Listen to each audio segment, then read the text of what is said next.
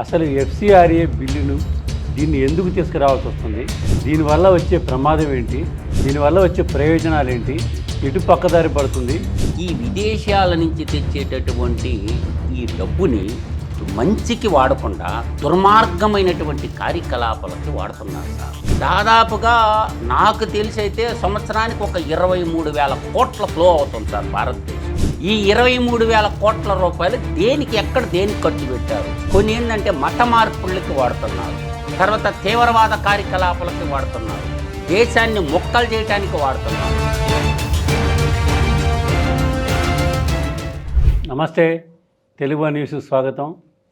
కేంద్ర ప్రభుత్వం విదేశీ కంట్రిబ్యూషన్ నిధులను అంటే ఫారెన్ కంట్రిబ్యూషన్ రెగ్యులేటరీ యాక్ట్ని మరింత పటిష్టవంతంగా చేయడానికి ప్రయత్నాలు ప్రారంభించింది.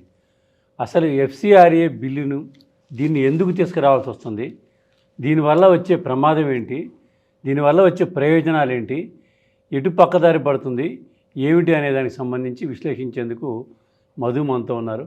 చెప్పడం మధు ఏమిటిది ఎఫ్సిఆర్ఏ బిల్లులో సవరణలు ఇది ఈ రేపు పార్లమెంట్లో కూడా దీని మీద పెట్టబోతుంది ఇది కేంద్రం.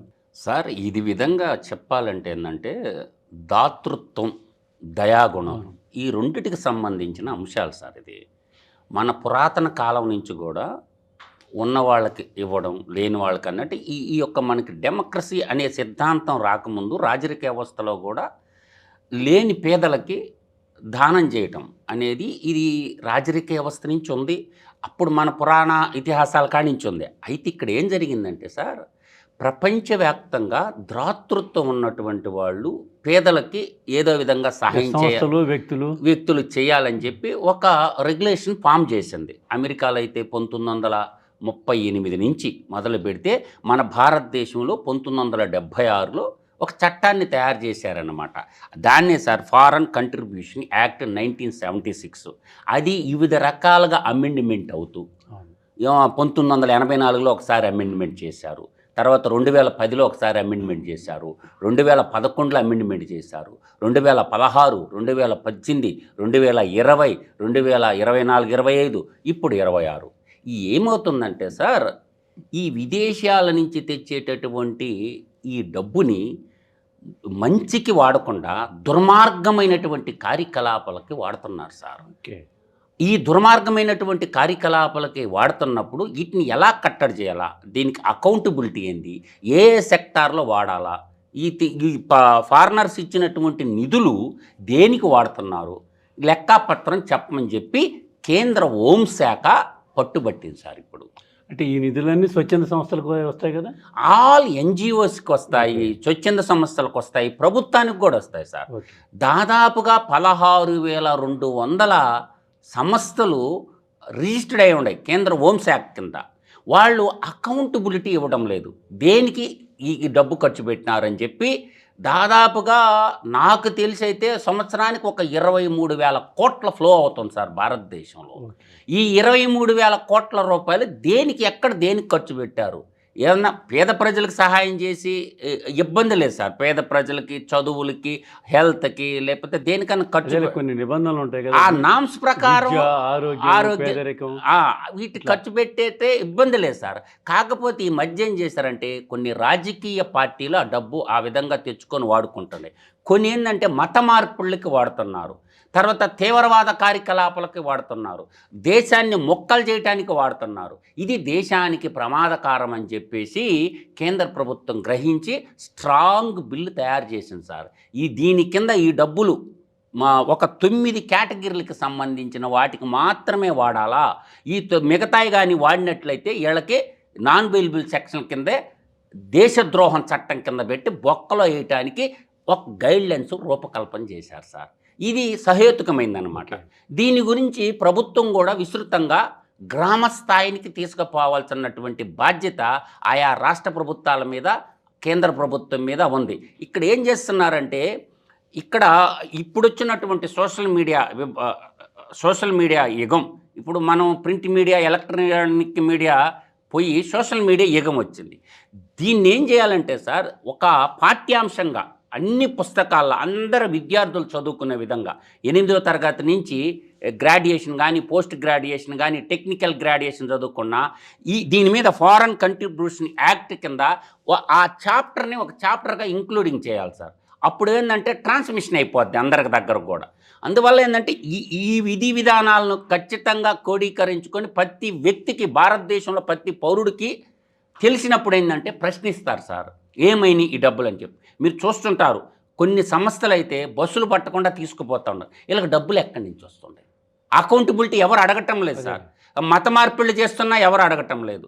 అందువల్ల ఏంటంటే ఈ ప్రధానంగా నేను తీసుకున్న దాంట్లో ట్రాన్స్పరెన్సీ, అకౌంటబిలిటీ, సావర్నిటీ అని కూడా ఒకటి ఉంది సార్. దీంట్లో సావర్నిటీ ఇట్లా దీనికి సంబంధించిన దేశాన్ని కూడా ఇచ్ఛిన్నం చేయాల్సిన శక్తుల యొక్క పీచ మనసాలంటే ఏంటంటే ఈ బిల్లు స్ట్రాంగ్గా ఉండాలి సార్. ఈ బిల్లు స్ట్రాంగ్గా లేకపోతే ఏంటంటే ఇప్పుడు ఖలిస్తాన్ మూమెంట్ ఉంది సార్. ఎక్కడి నుంచి వస్తుండే సార్ నిధులు వాళ్ళకి? ఇవాళ జంజీ ఉద్యమాలు జరుగుతుండే సార్. దీనికి డబ్బులు ఎక్కడి నుంచి వస్తుండే సార్? ఈ పొలిటికల్ పార్టీలు రన్ చేస్తున్నారు సార్. ఇప్పుడు ఎలక్టోరల్ బాండ్ల రూపంలో స్వదేశం నుంచి వస్తున్నారు, విదేశాల నుంచి కూడా డబ్బు వస్తుంది సార్ వాళ్ళకి, రాజకీయ పార్టీలకి. ఎందుకు చెప్పడం లేదు? ఆ డబ్బు దేనికి ఖర్చు పెట్టినారని చెప్పమంటే ఎందుకు చెప్పడం? ఒకటి అంతర్గతంగా వచ్చేటటువంటి డబ్బు ఇతర దేశాలని, ప్రధానంగా ఏంటంటే అమెరికా, తర్వాత యునైటెడ్ కింగ్డమ్, తర్వాత ఆస్ట్రేలియా, కెనడా, ఈ 4 దేశాల నుంచి ఎక్కువగా డబ్బు ఫ్లో అవుతుంది సార్, వెస్ట్రన్ కంట్రీస్ నుంచి. ఈ డబ్బు దేనికి ఖర్చు పెడుతున్నారు? ఇది చెప్పాల్సిన బాధ్యత ఉందా లేదా సార్? కాబట్టి ఈ మధ్య ఏంటంటే ఈ డబ్బుని వాడాల్సిన రంగాలకు వాడకుండా వీళ్ళు ఏం చేస్తున్నారంటే అకౌంటబిలిటీ చూపించకుండా ప్రధానంగా ఇక్కడ మనకు క్లియర్గా ఇచ్చారు సార్, ఈ బిల్లులో క్లియర్గా ఇచ్చారు. ఎడ్యుకేషన్కి వాడుతున్నారా లేదా, 2 హెల్త్ కేరు, 3 వచ్చి రూరల్ డెవలప్మెంటు, 4 వచ్చి social welfare, 5 environment, 6 culture and heritage, తర్వాత 7 వచ్చి రిలీఫ్ అండ్ రిహాబిటేషన్, తర్వాత 8 వచ్చేసి ఫెయిత్ బేస్డ్ వెల్ఫేరు, తర్వాత 9 వచ్చి సైంటిఫిక్ రీసెర్చ్. ఈ 9కి డబ్బులు తెచ్చుకోవచ్చు సార్. వాటిల్లో మళ్ళీ ఎడ్యుకేషన్కి సంబంధించి వాళ్ళకి అన్ని రకాల స్కూళ్ళు, కాలేజీలు, వొకేషనల్ టైలింగ్, అదే sir scholarship support, education research, libraries, adultery literacy program, education అన్నప్పుడు అవన్నీ వస్తాయి. వీటికే వాడుతున్నారా ఈ డబ్బులు? ఇంకా దేనికన్నా వాడుతున్నారా? ఇప్పుడు బిల్లు పార్లమెంట్ ఆమోదించడానికి వాళ్ళకి వచ్చిన బాధ ఏంటి సార్? చర్చించి పార్లమెంటరీ లోక్సభలో కానీ రాజ్యసభలో కానీ చర్చించి మంచి కోసం ముందుండాల్సింది పోయి ఎంపీలు దుర్మార్గానికి లో ఈ పార్లమెంటేరియన్లు భాగస్వామ్యం అవుతున్నారనేదే బాధ సార్.